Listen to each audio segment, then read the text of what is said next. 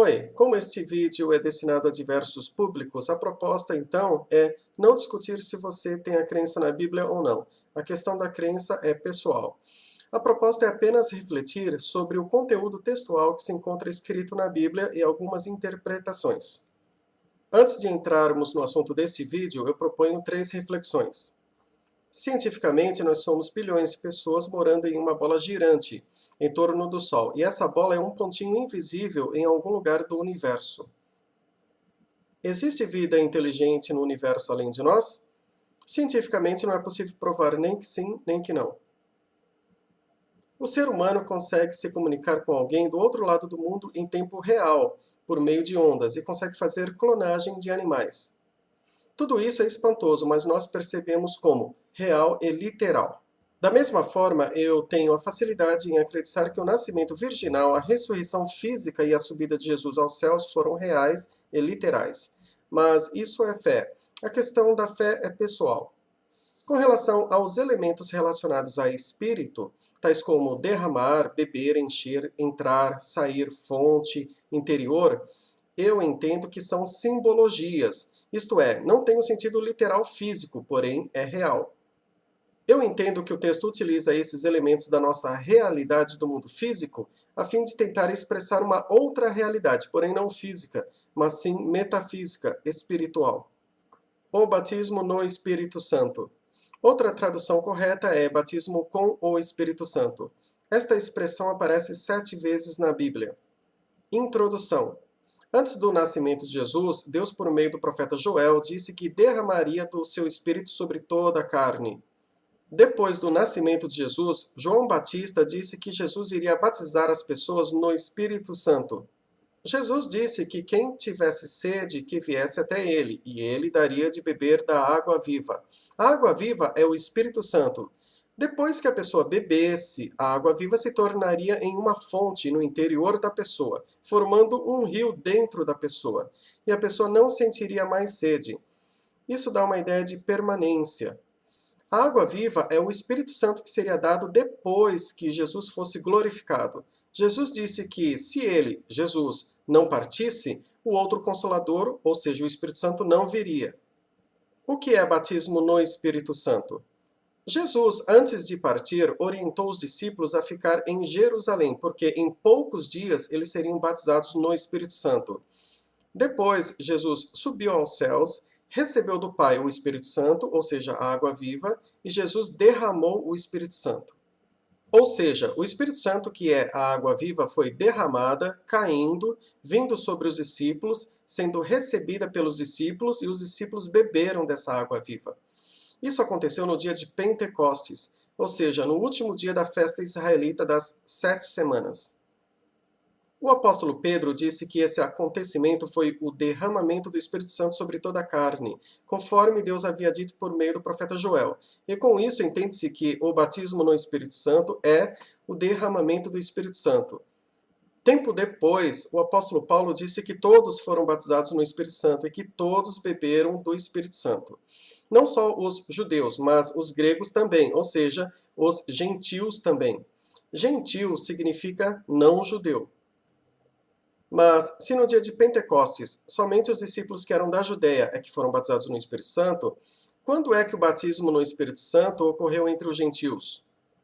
O livro de Atos relata que o batismo no Espírito Santo também ocorreu entre os samaritanos e também entre os gentios da casa de Cornélio e entre os gentios efésios. Foram batismos no Espírito Santo que ocorreram em lugares diferentes e em datas diferentes. Vejamos mais alguns detalhes a seguir. O batismo no Espírito é o derramamento do Espírito. Jesus, antes de partir subindo aos céus, orientou seus discípulos a ficarem em Jerusalém. Ele disse que eles seriam batizados no Espírito Santo em poucos dias. Pouco tempo depois, no dia de Pentecostes em Jerusalém, aconteceu o derramamento do Espírito sobre os discípulos. Assim podemos ver que batismo no Espírito é o derramamento do Espírito. Outra forma de vermos isto são nas 2 passagens que falam sobre a casa de Cornélio. Lá também ocorreu o batismo no Espírito. Essas 2 passagens mostram que o batismo no Espírito é o derramamento do dom do Espírito. Perceba que o derramamento do dom do Espírito é o derramamento do Espírito. Os dois significam o mesmo, pois o Espírito Santo também é chamado de dom de Deus. Para sermos bem específicos, no livro de Atos existem 5 expressões que se referem ao batismo no Espírito Santo. Veja a seguir: batismo no Espírito, vinda do Espírito, cair do Espírito, derramamento do Espírito ou derramamento do dom do Espírito, recebimento do Espírito ou recebimento do dom do Espírito. Perceba que derramamento do Espírito, cair do Espírito e vinda do Espírito têm a mesma ideia de movimento da água, enquanto que receber do Espírito tem a ideia de contato entre a água e a pessoa. Perceba que essas duas ideias dão um completo sentido de batismo no Espírito Santo. É importante relembrar que cair do Espírito significa que, quando a água viva é derramada, a água viva cai. Não se refere a pessoas caindo. Agora vamos falar um pouco sobre reteté pentecostal. Há quem prefira não usar o termo reteté, mas eu estou usando esse termo porque esse é o termo que eu aprendi diretamente com os cristãos pentecostais, e é esse o termo mais usado e conhecido até então. Eu, particularmente, não sou contra o reteté, eu sou um neutro. Eu não digo que é do diabo, nem que seja de Deus, nem que seja da mente. Eu não sei o que é. Para quem não sabe o que é, pesquise no YouTube. Reteté são movimentos corporais tais como rodopiar, sapatear, pular e cair como desmaiado. Quem já passou por essa experiência diz que, nesse momento, é um tanto difícil controlar os movimentos de pernas, braços e boca, e a pessoa sente um prazer muito intenso. A Bíblia não fala sobre esse tipo de experiência, muito menos diz que tais experiências sejam um avivamento, uma renovação, um batismo. O mais próximo que a Bíblia relata é que Ezequiel caiu ao ver a glória de Deus. Mas o texto não diz que esse cair fosse um avivamento, uma renovação, um batismo. Na Bíblia não existe nenhuma passagem que oriente ou instrua a pessoa a buscar essa experiência de cair. Outras passagens que falam sobre cair são: os discípulos de Jesus, João do Apocalipse e Daniel caíram de medo. O povo de Efraim iria cair por causa da desobediência. Saulo e os demais perseguidores da igreja caíram. Os guardas que iriam prender Jesus caíram. Os sacerdotes saíram do santuário porque não conseguiam ficar de pé lá no santuário, por causa da nuvem que havia enchido o templo. Há quem diga que o reteté é relatado na Bíblia quando Miriam dançou, quando o rei Davi dançou, e no dia do derramamento do Espírito Santo sobre toda a carne, em Pentecostes, quando os zombadores disseram que eles, os discípulos, estavam embriagados. Mas tais passagens não afirmam nem confirmam que houve reteté. Quando a pessoa é batizada no Espírito Santo? Devemos considerar que o derramamento do Espírito sobre toda a carne teve inauguração em Jerusalém no dia de Pentecostes. E devido a isso é que os discípulos reunidos nessa inauguração foram, obviamente, batizados no Espírito Santo provavelmente muitos meses ou anos após crerem. Nisso não há dificuldade. A dificuldade está quando comparamos as pessoas da casa de Cornélio com as pessoas de Samaria e de Éfeso. Perceba que as pessoas da casa de Cornélio foram batizadas no Espírito Santo logo após crerem, mas as pessoas de Samaria e de Éfeso foram batizadas no Espírito Santo alguns dias após crerem. Por que será que houve uma variação? Será que essa variação aconteceu apenas naquele início pós-inaugural? Não há nenhuma passagem que defina com exatidão o exato momento em que a pessoa é batizada no Espírito Santo. Mas, baseando-se pelos relatos do livro de Atos, pelo menos podemos ter uma noção de que, provavelmente, ou a pessoa é batizada no Espírito Santo logo após crer, ou alguns dias após crer. O que é certo é que Cristo prometeu que quem viesse até ele daria de beber da água viva, que é o Espírito Santo. Ou seja, a promessa do derramamento do Espírito Santo, ou seja, o batismo no Espírito Santo. Considerando que é uma promessa, basta confiar, não se pode ficar ansioso. Quanto a tais pessoas que já criam antes do batismo no Espírito Santo, entende-se que elas também tinham o Espírito Santo, pois o Antigo Testamento diz que Deus habitava com as pessoas de coração quebrantado e humilde. Então, o batismo no Espírito Santo seria uma segunda bênção? Existem muitas bênçãos, mas parece-me que não é possível saber qual é a primeira, a segunda, a terceira, a quarta, etc. Parece-me que a ideia de enumeração é inadequada. Vejamos alguns elementos a seguir. O Cordeiro morreu antes da fundação do mundo. Seria essa a primeira bênção? No Antigo Testamento é dito que Deus habitava com a pessoa de coração humilde e quebrantado. Seria a segunda bênção? O novo nascimento seria a terceira bênção? A pessoa é selada com o Espírito Santo após crer. Seria a quarta? Deus nos justificou. Seria a quinta? Deus adota as pessoas. Seria a sexta? Deus batiza as pessoas no Espírito Santo. Seria a sétima? A pessoa pode beber do Espírito Santo. Seria a oitava? Vamos falar um pouco sobre o falar em línguas. Mas o que seria isto? Há quem entenda que o falar em línguas relatado em Atos 2 seja igual ao falar em línguas relatado em 1 Coríntios 14. Mas há pessoas, eu por exemplo, que entendem que são tipos diferentes.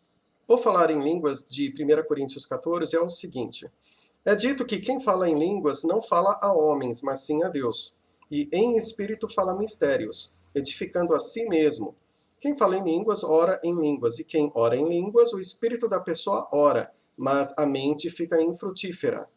Devido a isso é que se entende que esse falar em línguas seja o ato de falar uma língua humanamente indecifrável, ou seja, uma glossolalia, semelhante ao que ocorre com os evangélicos pentecostais e com os católicos carismáticos. Mas, independente se o falar em línguas de 1 Coríntios 14 seja glossolalia ou não, o fato é que o apóstolo Paulo ensinou que, na igreja, isto é, no grupo de irmãos, se não houver interpretação, quem fala em línguas deve ficar calado, falando apenas consigo mesmo e com Deus. Ou seja, a única forma de falar consigo mesmo e com Deus calado é falando em pensamento. Qual o seu entendimento sobre isso? Outro detalhe, eu entendo que orar em línguas não é o mesmo que orar em espírito. Veja a explicação na legenda. O falar em línguas relatado em Atos 2 é o seguinte: é dito que os discípulos falaram em línguas e houve um milagre de interpretação simultânea para diversos idiomas que estavam ali presentes. O que não se sabe é o seguinte: cada pessoa passou a falar vários idiomas ao mesmo tempo? Cada pessoa continuou falando o seu idioma nativo, porém com um milagre de tradução simultânea? Ou cada pessoa passou a falar em glossolalia, junto com o milagre de tradução simultânea? A passagem em si não dá detalhes sobre isso. Qual é a evidência de que a pessoa é batizada no Espírito Santo? Para sermos bem específicos, não existe nenhuma passagem explícita que defina isso também. Há quem se baseie pelo que aconteceu segundo os relatos do livro de Atos, mas só porque aconteceu de um jeito significa que teria que sempre acontecer da mesma forma? Observe que a promessa diz: derramarei do meu espírito sobre toda a carne e profetizarão, terão sonhos, visões. Isso significa que toda pessoa batizada no Espírito Santo teria como evidência o profetizar ou o ter revelações por sonhos ou por visões? Veja a seguir. Considere que no dia de Pentecostes há o relato de 5 elementos: línguas, interpretação, som de vento forte, visão de línguas como de fogo, mensagem sobre as maravilhas de Deus. Há quem entenda que a evidência do batismo no Espírito Santo seja o falar em línguas, pois é o único elemento comum que também ocorreu na casa de Cornélio e entre os Efésios. Mas devemos considerar o seguinte: a passagem sobre os Efésios relata 2 elementos, línguas e profecia.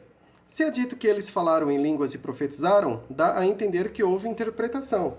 A passagem sobre a casa de Cornélio diz que ocorreu como havia acontecido em Pentecostes, mas menciona apenas línguas. Será que os demais elementos também ocorreram, porém sem serem relatados? A passagem sobre os samaritanos não relata línguas, não relata nenhum dos 5 elementos.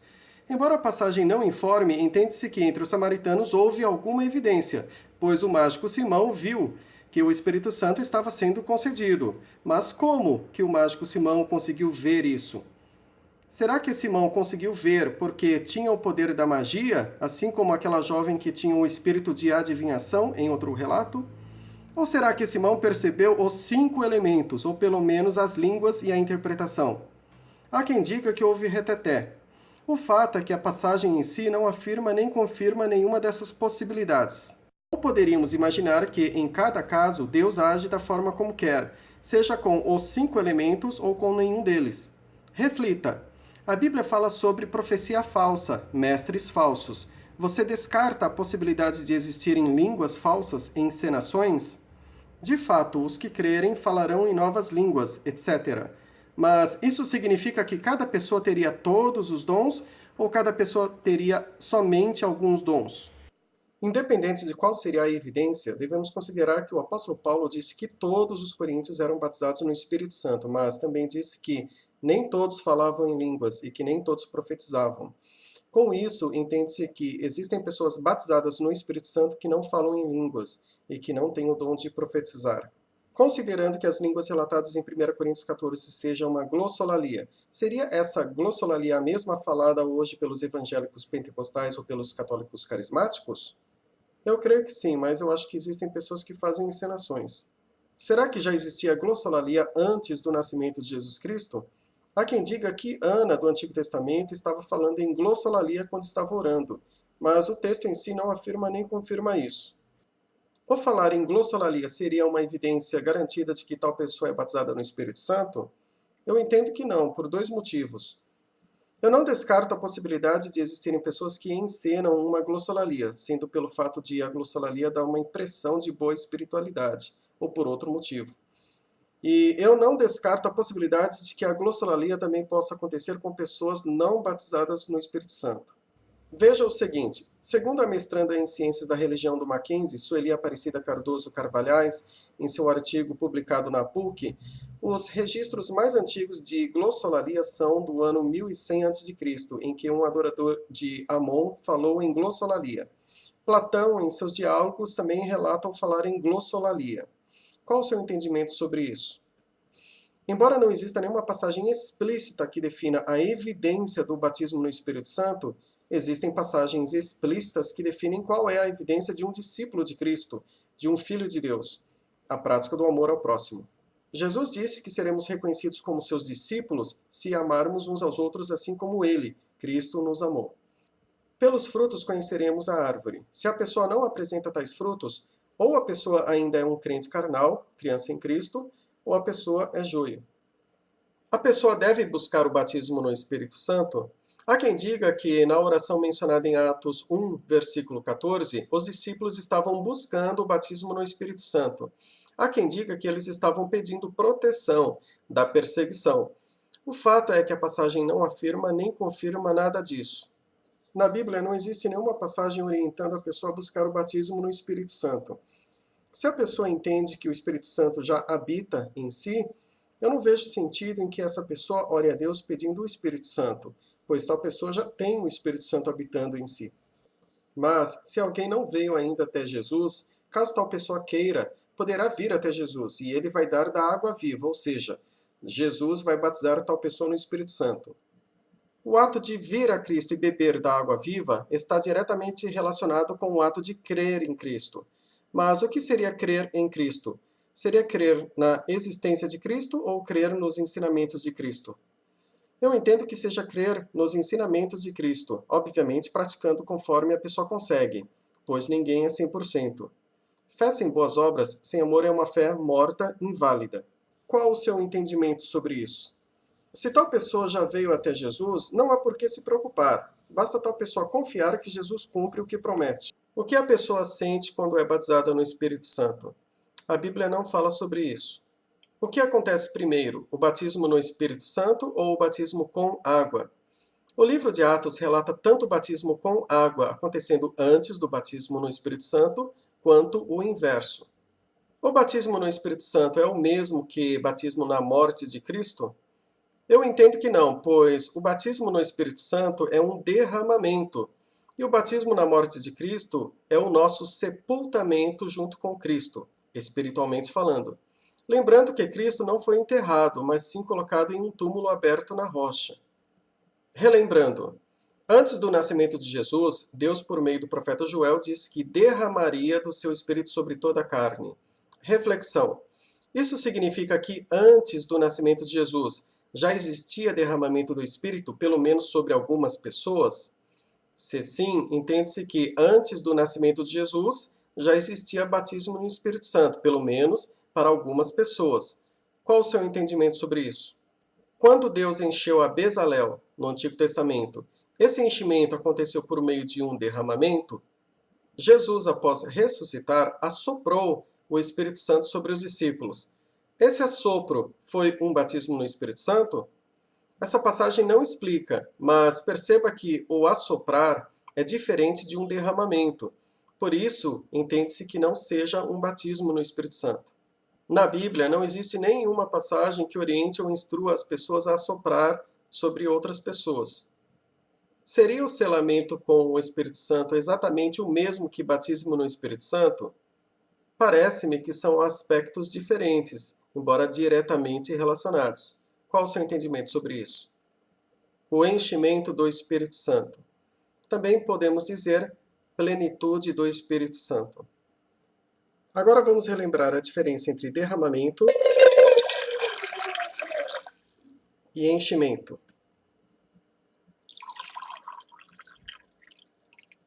Batismo no Espírito não é enchimento do Espírito. Batismo no Espírito é o derramamento do Espírito. O Espírito Santo é a água viva que é derramada por Jesus, que cai, que vem e que as pessoas recebem. O enchimento do Espírito acontece quando a pessoa, ao ser batizada no Espírito, tal pessoa bebe do Espírito. E essa água no interior da pessoa se torna em uma fonte, e pela primeira vez, de fora para dentro, a pessoa fica cheia do Espírito e não sente mais sede. Isso dá uma ideia de permanência. Como a pessoa acaba entristecendo o Espírito Santo, tal pessoa terá que se encher do Espírito novamente. Isso não significa que a pessoa chegue a ponto de ficar vazia ou seca, mas ela precisa se encher mais. Uma vez que a fonte já está permanente dentro da pessoa, entende-se que os demais enchimentos ocorrem de dentro para dentro, isto é, de um ponto que está dentro, ou seja, a fonte, para todas as demais áreas do interior da pessoa. Curiosidade. Embora o apóstolo Paulo tivesse chamado os efésios de eleitos e selados com o Espírito Santo, o apóstolo Paulo também disse que eles estavam sendo construídos para a morada de Deus, isto é, casa de Deus.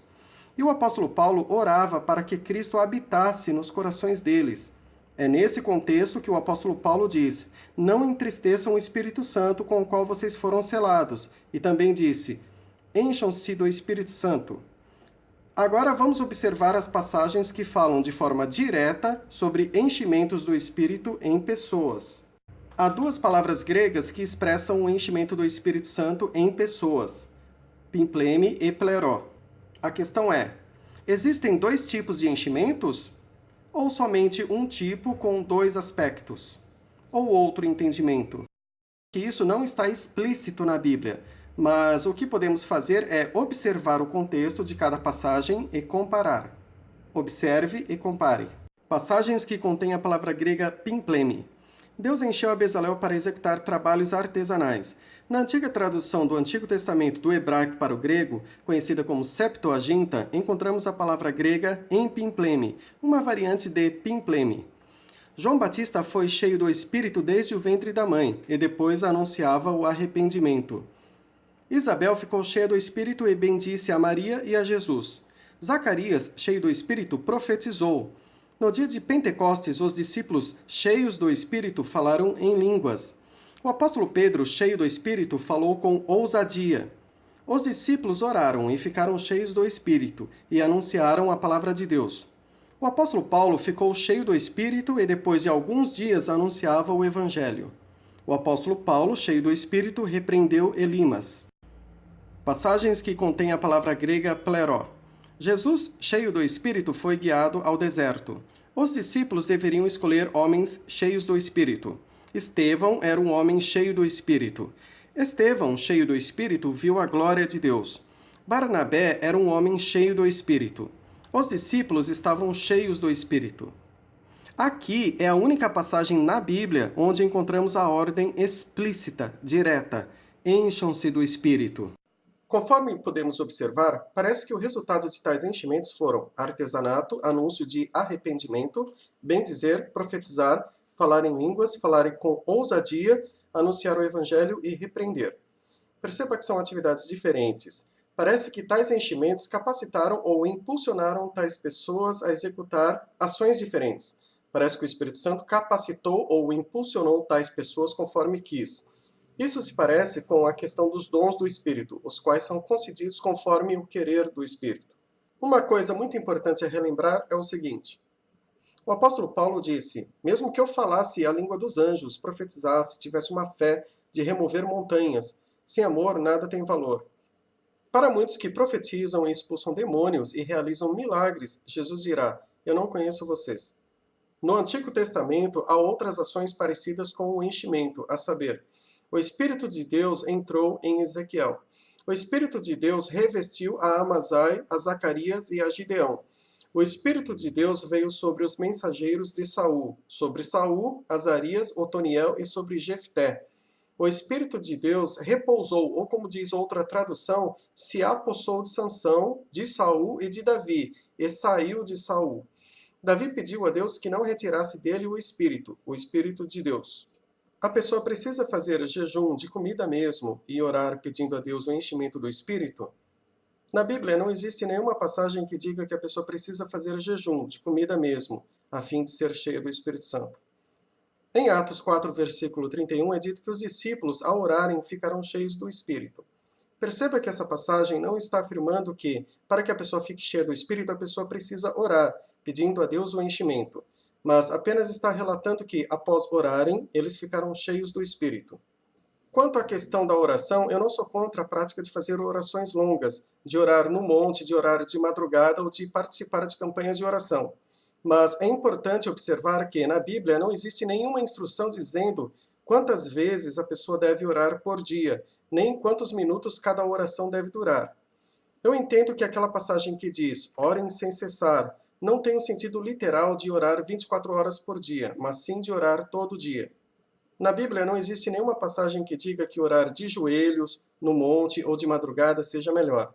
Nem diz que a pessoa deve participar de campanhas de oração. Em Provérbios e em Salmos é dito que os que buscam a Deus de manhã o acharão.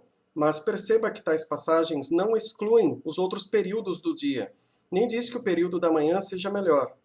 Buscar a Deus pode ter o sentido de chamar a Deus para conversar com Ele, orar. Mas também pode ter o sentido de ter um bom relacionamento com Deus, intimidade com Deus, por meio da prática do bem, amando ao próximo com sinceridade. Devemos orar, mas veja que a oração em si não garante um bom relacionamento com Deus. Observe as passagens que mostram pessoas clamando, orando, mas mesmo assim sendo reprovadas por Deus. Pessoas dizendo, Senhor, Senhor, orando, mas mesmo assim um dia Deus lhes dirá que não as conhece. Pessoas fazendo orações longas, mas mesmo assim sendo reprovadas por Deus. Qual o resultado de estar cheio do Espírito Santo, segundo a ordem em Efésios 5,18? Segundo o contexto anterior próximo de Efésios 5,18, perceba que o apóstolo Paulo relata alguns comportamentos ruins, os quais entristecem o Espírito Santo, com o que nós fomos selados. Este selamento dá uma ideia de permanência. É devido a esses comportamentos ruins que se espera que a pessoa se encha do Espírito Santo, a fim de produzir comportamentos bons. O apóstolo Paulo, concluindo, contrasta o resultado ruim da bebedeira com o resultado bom do encher-se do Espírito Santo. Assim sendo, nesse contexto de Efésios 5,18, o resultado de ser cheio do Espírito Santo são a sobriedade, o equilíbrio, os bons comportamentos em geral. Esse resultado parece equivalente ao viver e andar no Espírito, isto é, apresentar o fruto do Espírito, conforme Gálatas 5, versículos 16 a 22. E também se parece com o estar na presença de Deus, conforme Salmos 15, versículos 1 a 6. Como é que a pessoa se enche do Espírito, conforme Efésios 5,18? Logo após a ordem encham-se do Espírito, em Efésios 5,18, encontramos como podemos fazer isso. Com a ajuda do contexto anterior, podemos entender isso melhor. O contexto anterior próximo relata pessoas externando falas ruins, tais como mentiras, palavras podres, gritarias, conversas tolas e piadas maldosas. Perceba que, em oposição a essas falas ruins, o apóstolo Paulo orienta que as pessoas falem entre si com salmos, hinos e canções espirituais, cantando e tocando ao coração, ao Senhor. Entende-se que o ponto-chave é que é melhor externar canções construtivas, edificantes, do que externar mentiras, palavras podres, gritarias, conversas tolas e piadas maldosas. Embora o apóstolo Paulo tivesse explicitamente falado sobre salmos, hinos e canções, eu entendo que a ideia principal está implícita, ou seja, a ideia principal é a intenção e o conteúdo do que externamos, do que falamos, não as notas musicais em si. Eu entendo assim porque a diferença básica entre falar e cantar são as notas musicais.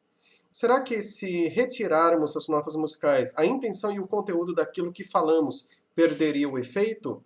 Eu entendo que não. Qual o seu entendimento sobre isso? As notas musicais contêm melodia e ritmo. Uma coisa importante a notar é que a Bíblia não define ritmo. Qual ritmo você prefere? Valsa, marcha, rock, samba, jazz, reggae, forró, blues?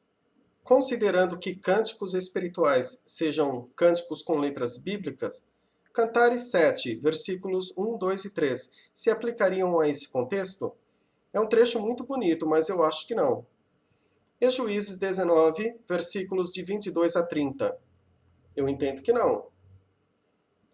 O Salmo 149, versículo 3 e o Salmo 150, versículo 4 se aplicariam a esse contexto?